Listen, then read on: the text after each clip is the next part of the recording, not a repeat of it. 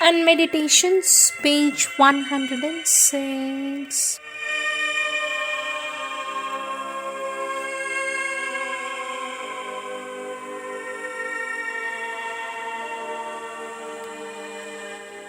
March 22nd, 1914.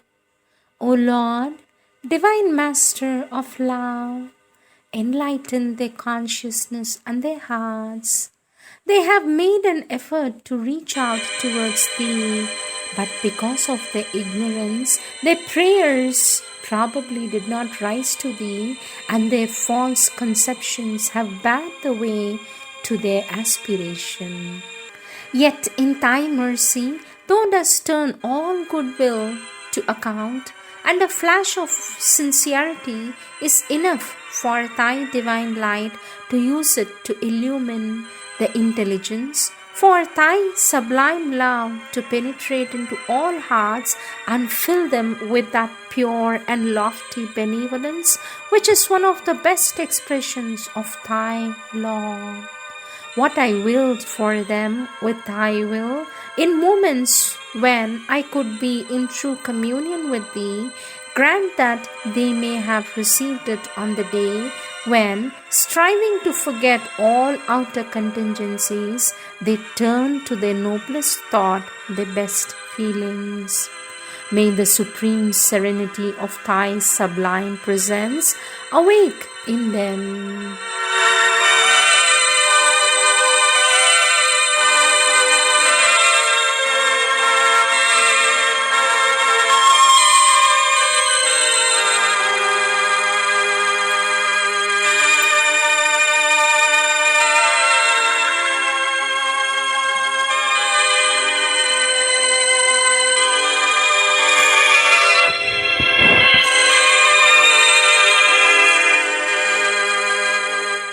March 23rd, 1914. As I see it, the ideal state is that in which, constantly conscious with Thy consciousness, one knows at every moment, spontaneously without any reflection being necessary, exactly what should be done to best express Thy law. That state I know, for I have experienced it at certain moments, but very often the knowledge of the how is veiled by a mist of ignorance, and one must call in reflection, which is not always a good counselor, let alone all that one does at every instant without having any time for reflection on the spur of the moment. How far does it conform with or oppose Thy law? That depends upon the state of the subconscious, on what is active in it at that time.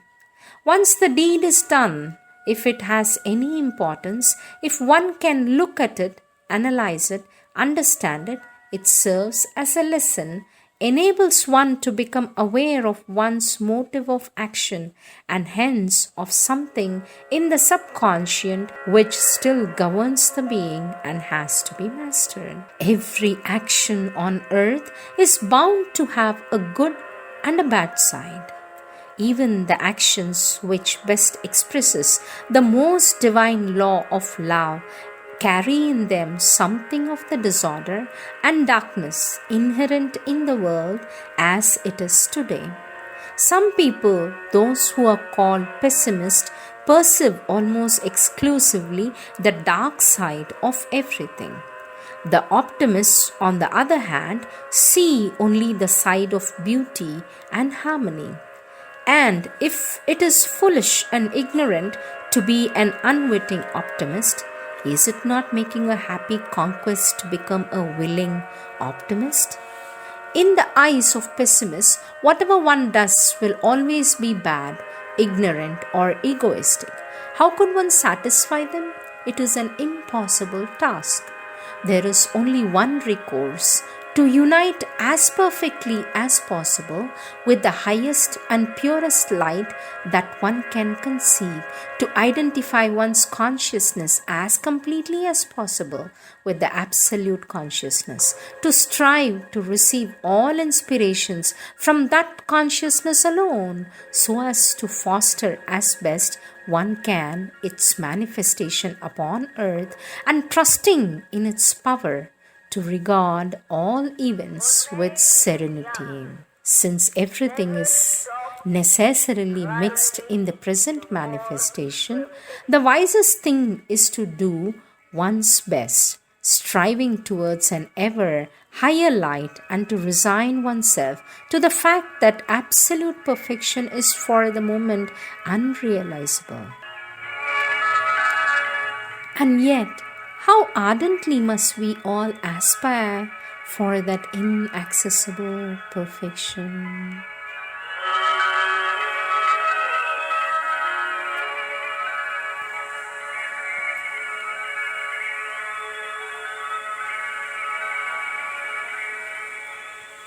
Reste jeune,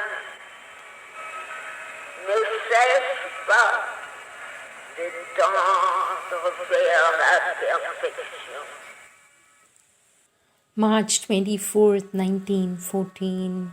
The result of all my reflections of yesterday is the finding that the only disturbance I experience comes from my fear of not having been, or of not being perfectly identified with Thy law. And this disturbance comes precisely from the fact that the identification is not complete. For if it were, I could not ask myself whether it is so. And on the other hand, as I know from experience, all disturbance would become impossible for me. But in face of an error or blunder, the true thought to have is not to say to oneself, I should have done better, I should have done this instead of that, but rather, I was not sufficiently identified with the eternal consciousness. I must strive to realize better this definitive and integral union. Yesterday afternoon, during those long hours of silent contemplation, I understood at last what is meant by true identification with the object of one's thought. I touched this realization, as it were, not by achieving a mental state, but simply through steadiness and control of thought.